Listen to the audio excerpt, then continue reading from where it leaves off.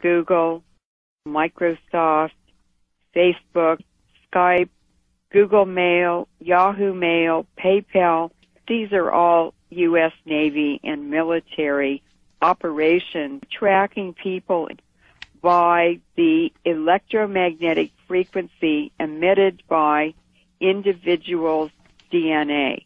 In other words, every living thing is an antenna that transmits and receives. The DNA in every living thing has a unique frequency and signal.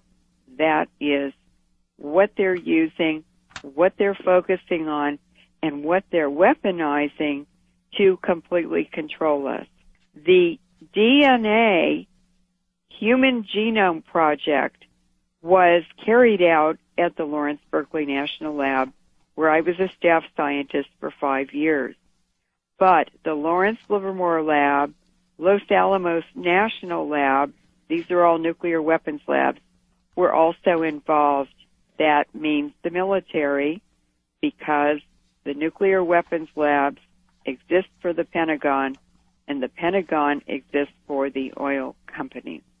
The Human Genome Project was set up and well-funded to experiment and to research and to describe the human genome. The J. Greg Venter Institute has their mission as, quote, to forge new life forms, unquote. And they are also involved in manipulated computer code on DNA.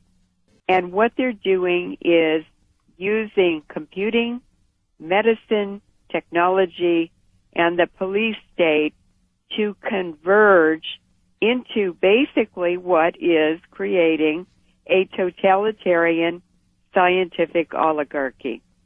And their purpose is to get this information and use it in discriminatory programs where the rich benefit and the poor are impacted negatively by these programs.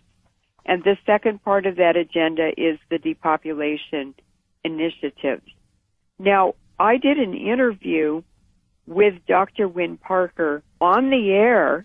I was talking about depleted uranium and the tremendous affinity it has for the DNA and mitochondria, because uranium and phosphate structures, they have a love affair all through the universe.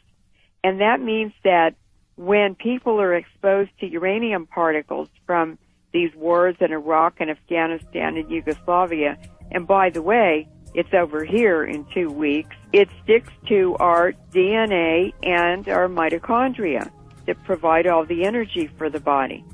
So as I was sitting there describing all of this to Dr. Parker, and I was talking about HAARP, this is all integrated into the HAARP system, I knew that Dr. Parker, Win Parker, was not his real name. I knew he was a CIA scientist.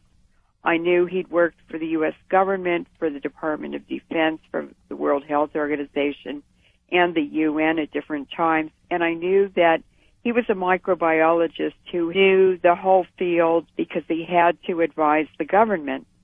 And so I just said, Dr. Parker, what is the application of this discovery that nanoparticles are transmitters? And he caught his breath and he said, well, it's to redesign the human genome.